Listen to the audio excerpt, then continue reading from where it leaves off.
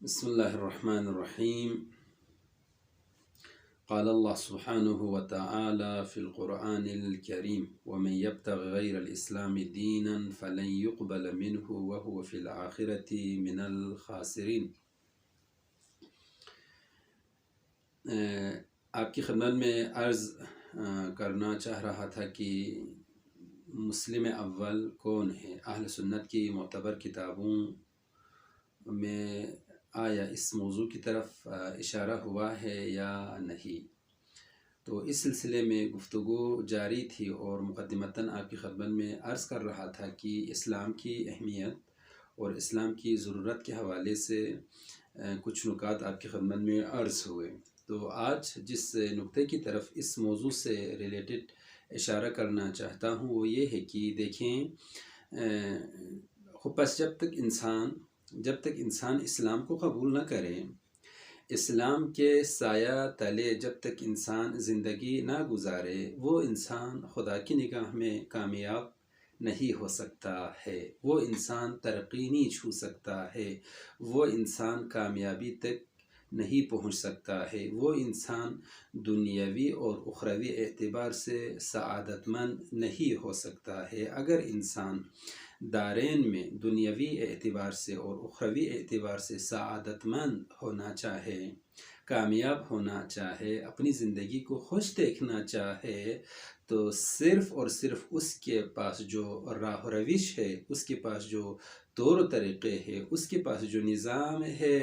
وہ صرف ایک ہی نظام ہے اور اس نظام کا نام ہے دین مبین اسلام۔ بس جب تک اسلام کے دائرے میں نہ آئیں، جب تک اسلام قبول کر کے مسلم نہ بنے، اس وقت تک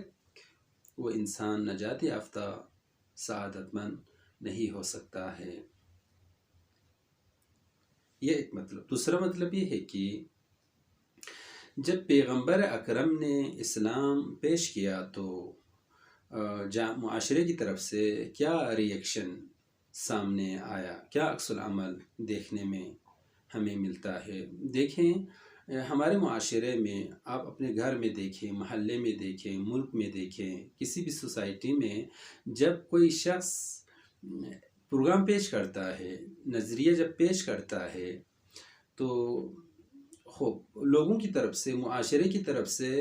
یکساں جواب آپ کو نہیں ملتا ہے۔ ہر شخص جس ماحول میں رہ رہا ہوتا ہے، اسی ماحول کے حساب سے اس کی طرف سے جواب آتا ہے۔ فکری اعتبار سے، علمی اعتبار سے، بصیرت اور عملی اعتبار سے ہر شخص کی جس ماحول میں تربیت ہو رہی ہوتی ہے، اسی حساب سے جب اس کے سامنے کوئی نظریہ پیش ہوتا ہے، جب اس کے سامنے کوئی پروگرام پیش ہوتا ہے، تو وہ اس ماحول کے حساب سے کہ جس میں وہ پل رہا ہے، جس میں اس کی فکری تربیت ہو رہی ہوتی ہے، اسی حساب سے اس کی طرف سے ریئیکشن جو ہے نا وہ سامنے آتا ہے۔ تو کبھی بھی کہیں بھی کوئی ایسا معاشرہ آپ کو نہیں ملے گا جو کسی نظریے سے جب ان کا روبرو ہوتا ہے تو 100% سب انکار کرے، 100% سب قبول کرے، نہیں۔ بالکل اسی طرح سے جب پیغمبر اکرم نے اسلام کا نظریہ، مکتب اسلام کو جب پیش کیا، اس پروگرام کا جب تعارف کرانا آپ نے شروع کیا، تو اس معاشرے میں رہنے والوں کی طرف سے مختلف عکس العمل ہمیں دیکھنے کو ملتے ہیں۔ کچھ نے رد کر دیا، قبول نہیں کیا، انکار کیا۔ انکار کرنے والے افراد بھی ہمیں معاشرے میں بہت ملتے ہیں۔ ایسے افراد بھی ملتے ہیں، ایسے گروہ بھی ہمیں نظر آتے ہیں جو بالکل توجہ ہی نہ دیتے، یعنی انہیں پتہ ہی نہ چلے کہ پیغمبر نے کیا پیش کیا ہے، پیغمبر کیا پیش کرنا چاہتے ہیں، پیغمبر کیا لے کر آئے ہیں، اصلا متوجہ ہی نہ ہو، ٹس سے مس نہیں ہیں۔ کچھ لوگ اس طرح کے ہوتے ہیں، نہیں پتہ چل رہا ہوتا ہے کہ میرے گھر میں کیا ہو رہا ہے، میرے محلے میں کیا ہو رہا ہے، میرے ملک میں کیا ہو رہا ہے، میرے ساتھ کیا ہو رہا ہے، میری زندگی کے ساتھ کیا ہو رہا ہے، میری زندگی میں کون سی تبدیلی آ رہی ہے، فکری اعتبار سے میرے گھر میں، میرے محلے میں، میرے ملک میں کس طرح کی تبدیلیاں آ رہی ہے، فکری اعتبار سے کس طرح کی تربیت مجھے مل رہی ہے، ٹس سے مسنی ہے۔ بس وہ کھا رہا ہے، پی رہا ہے، سو رہا ہے، جا رہا ہے، ایسے حیوان نما ایک زندگی کا وہ شکار ہے۔ اصل ان چیزوں کی طرف وہ توجہ ہی دینے کے لیے تیار نہیں ہے۔ تو کچھ لوگ اس طرح سے ہوتے ہیں۔ تیسری قسم کے لوگ یہ ہے کہ جو ٹکرانا چاہتے ہیں، پیغمبر کے مقابل میں آنا چاہتے ہیں اور مخالفت کرتے ہیں، رد نہیں کرتے ہیں، صرف بے توجہ سے نہیں گزر جاتے ہیں، بلکہ وہ لوگ ٹکراتے ہیں، مخالفت کرتے ہیں اور موانع ایجاد کرتے ہیں اور پیغمبر کو آگے بڑھنے نہیں دیتے ہیں۔ اصلا آگے بڑھنے نہیں دیتے ہیں۔ یہ جو اتنی جنگیں اسلام میں لڑی گئی ہیں، اس کی ایک مین وجہ یہی ہے کہ بہت سارے ایسے لوگ خواص اور عوام، خواص کی پیروی کرتے ہوئے عوام، یہ لوگ چاہتے تھے کہ خوب اسلام ترقی نہ کرے، اسلام کی روشنی ہماری طرف نہ آئے، اسلام کی روشنی کو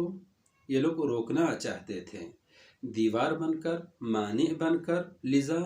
جنگ پر اتر آئے، قتل کشتار پر یہ لوگ اتر آئے، خون ریزی پر اتر آئے، جانوں کو خطرے میں ڈالنے پر یہ لوگ اتر آئے، مخالفت میں اضافہ ہوتا بس کچھ لوگ، بہت سارے لوگ اس طرح کے ہوتے ہیں جو نہ فقط ٹھکراتے ہیں بلکہ مخالفت کرنے پر اور جنگ کرنے پر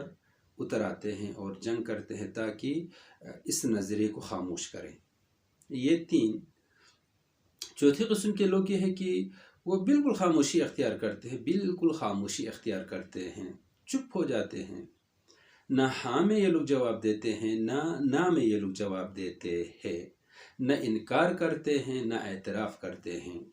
نہ رد کرتے ہیں، نہ مخالفت کرتے ہیں، نہ حمایت کرتے ہیں، خاموشی، سکوت۔ بعض اوقات یہ سکوت جنگ سے بھی خطرناک ہوتی ہے، بعض اوقات انسان کی خاموشی نقصان دہ ہوتی ہے۔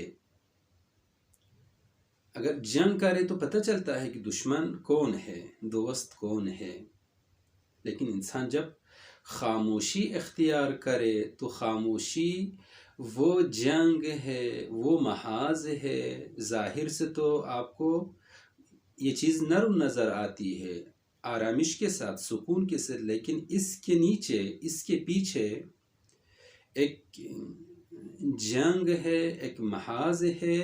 جو باہر سے، اوپر سے، آگے سے آپ کو نظر نہیں آ رہی ہوتی ہے۔ اس طرح کی جنگ ہے۔ تو اس آگ کی طرح ہے، باہر سے آپ کو نظر نہیں آ رہی ہے لیکن اندر سے وہ آگ جل رہی ہوتی ہے اور اس کے اثرات جو ہے، وہ نقصانات جو ہے نا، وہ بہت زیادہ ہو سکتے ہیں۔ تو کچھ لوگ معاشرے میں جب پیغمبر نے اسلام کو پیش کیا تو خاموشی کا مظاہرہ انہوں نے کیا، سکوت اختیار کیا، لیکن ایک گروہ ایسا ہے جو اس نظریے کو، اس پروگرام کو قبول کرتے ہیں۔ بہت سارے لوگ ایسے ہوتے ہیں جو اس نظریے کو،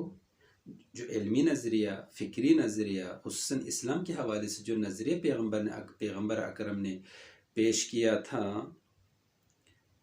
لوگوں نے اس معاشرے میں بہت سارے لوگ تھے، ہزاروں میں، لاکھوں میں لوگ تھے، بعض لوگوں نے اس نظریے کو قبول کرنا شروع کیا،